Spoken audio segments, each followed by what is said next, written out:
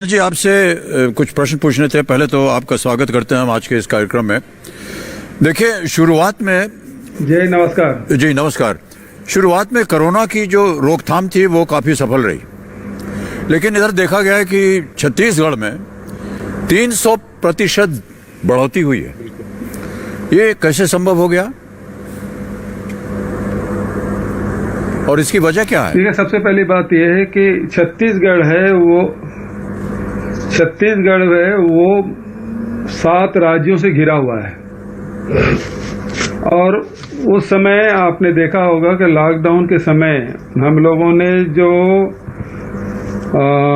कदम जो उठाए उसमें सबसे पहले ये है कि हमने अपने सीमाओं को सील कर दिया था और उसके कारण से बाहर के लोग नहीं आ पाए। एयरपोर्ट भी बंद था और रेलवे मार्ग भी बंद था। इसका फायदा ये हुआ कि जो बाहर से आए उसको आइडेंटिफाई किए, जो विदेश से आए उनको आइडेंटिफाई किए और उसका इलाज शुरू कर दिए। इस कारण से हमारे यहाँ जो कोरोना पॉजिटिव है वो केवल 3 तक के हम लोग ले आए थे, लेकिन जैसे ही सीमाओं को खोला गया, एयरपोर्ट शुरू किया गया, रेलवे स्टेशन में रेल आने शुरू हुए और इसके कारण से जो बाहर से जो जितने भी लोग आए उसके कारण से हमारी संख्या बढ़ी। आपको पता है अवतार जी, हमारे यहाँ छत्तीसगढ़ में नक्सली समस्या है तो बहुत सारे जवान पैरामिलिट्री फोर्स यहाँ डिप्लाई है, तो हजारों जो जवान जो छुट्टी से वापस लौटे वो कोरोना से संक्रमित थे।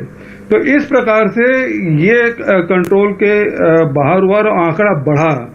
लेकिन अभी हम लोग लगातार प्रयास कर रहे हैं और मैं समझता हूं कि कोरोना से हम जीतने में सफल होंगे। जी बघेल साहब, मैं संकेत बोल रहा हूं आपसे और हमारी लगातार चर्चा होती रही है समय समय पर। आपको मेरी आवाज आ रही है बघेल साहब? क्या आप मुझे सुन पा रहे हैं? जी, इसको अभी सुधार लेते हैं। मैं अपना सवाल पूछता हूं, संभवतः सुधर जाएगा ये भी। बघेल साहब, मैं आपसे ये सवाल पूछ रहा था कि इस कार्यक्रम में इससे पहले भी पिछले 6 महीने में आप जितनी बार एनडीटीवी पर आए हैं तो हमने लॉकडाउन आपके राज्य में भी हुआ और जगह भी हुआ, उसके बारे में बात की। लेकिन देखिए, देश को हर समय तो लॉकडाउन रख नहीं सकते। अभी भी आपने समस्या यही बताई कि जैसे ही लॉकडाउन खुला तड़ से वायरस अंदर आ गया आपके राज्य में। तो अब इसका सोल्यूशन क्या है, इसका हल क्या है? फिर लॉकडाउन या कुछ और? नहीं, लॉकडाउन के बिल्कुल पक्ष में नहीं हूं। अब जो हम लोगों ने जो शुरुआत की है वो हम होम आइसोलेशन का, और इसमें हजारों लोग होम आइसोलेशन में हैं, इसका लाभ उठा रहे हैं। आप हॉस्पिटल में जितने भी मरीजों का इलाज हो रहा है उसमें देखेंगे सबसे ज्यादा जो शिकायत आती है कि डॉक्टर राउंड में नहीं आते, नर्स नहीं आते और लोग अकेलेपन में अवसाद से ग्रसित होते जा रहे हैं। तो इससे बचने का सबसे बढ़िया तरीका है, यदि आपको और दूसरी बीमारियां नहीं हैं, आपको ज्यादा परेशानी नहीं हो रही है, तो होम आइसोलेशन में रहें। तो वो ज्यादा बेहतर फील कर रहा है जो मरीज है और बहुत जल्दी वो स्वस्थ भी हो रहे हैं। दवाइयां हम घर घर बांट रहे हैं और लगातार उससे जो कॉल सेंटर है उसके माध्यम से हमारे डॉक्टर हैं और जो एक्सपर्ट हैं वो लगातार उसे संपर्क में हर जिले में इसकी व्यवस्था कर दी गई है और हजारों के तादाद में लोग घर में हैं। और हमारे यहाँ अभी कोरोना पॉजिटिव की संख्या जो है वो 31,000 है। जी बघेल जी, एक और बात पूछनी थी आपसे। देखिए, स्वच्छता और स्वास्थ्य ये एक दूसरे के साथ बहुत ही इनका गहरा संबंध है। आपने बहुत ही सफलता के साथ स्वच्छता जो हमारा अभियान था और जिसमें आप भी जुड़े थे उसे आपने चलाया। साफ सफाई इस महामारी के दौर में बहुत ही अहम भूमिका निभाती है। आपकी सबसे बड़ी सीख क्या मिली आपको इससे? क्योंकि सिर्फ एक स्वच्छ छत्तीसगढ़ ही स्वस्थ बन सकता है क्या?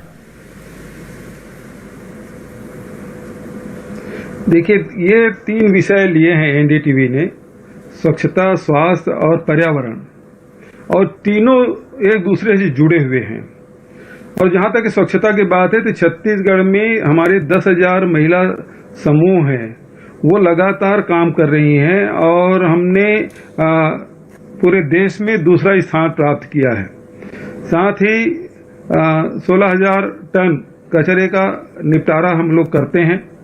और ये भी एक हम लोगों ने स्वच्छ दीक्षा योजना भी शुरू किया है, जिसमें हर राज्य के लोग यहाँ आए हैं और प्रशिक्षण लिए हैं।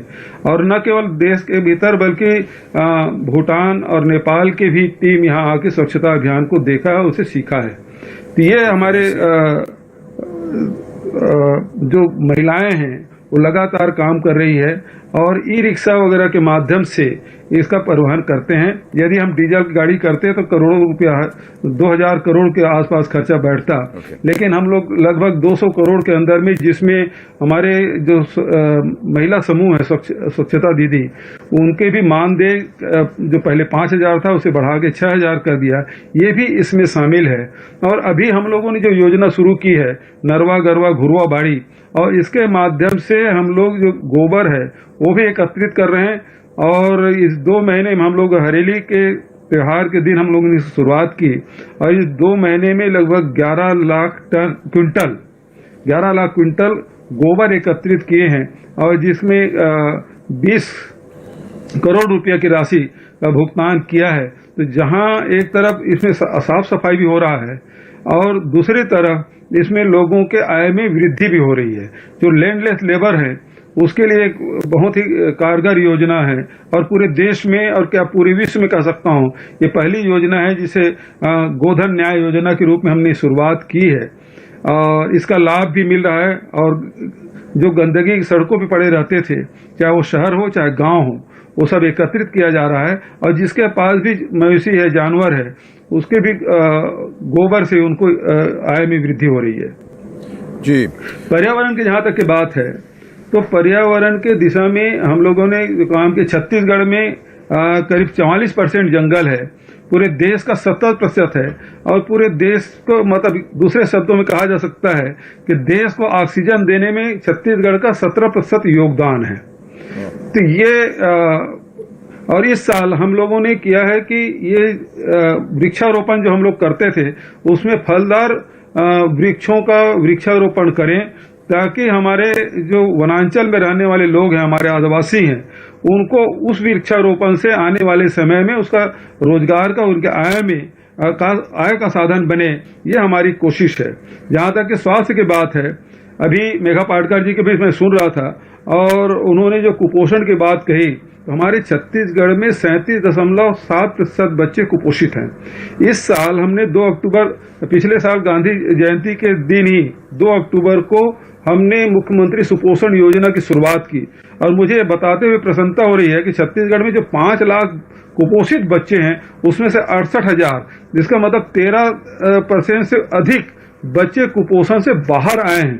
ये मुख्यमंत्री सुपोषण जो योजना चलाए हैं, उसी प्रकार से मुख्यमंत्री हाट बाजार क्लिनिक योजना, क्योंकि हमारे वनांचल में रहने वाले लोग हॉस्पिटल भले ना जाएं, शहर भले ना जाएं, लेकिन हाट बाजार जरूर जाते हैं। इस कारण से हाट बाजार क्लिनिक योजना हमने शुरू की है। पूरे जो मेडिकल टीम है वो हर हाट बाजार में जाते हैं और वो करीब साल भर में, क्योंकि कोरोना काल शुरू हुआ उसके पहले तक के 26,000 हमारे कैंप लगे, जिसमें लाखों लोग, उसको 8 लाख लोग इसका लाभ लिए हैं। तो इस प्रकार से स्वास्थ्य की दिशा में, कुपोषण के लड़ाई की दिशा में और साथ ही पर्यावरण की दिशा में हम लोग लगातार काम कर रहे हैं। मान्यवर, आपका बहुत बहुत धन्यवाद। प्रणाम करते हैं हम आपको और सारी बातें जो आपने कही उसका हम संजो करके रखेंगे अपने मन में। बिल्कुल। I'd like to question Mr. Bezwada now. Mr. Bezwada, we invite you to this program. You know, we last spoke right here at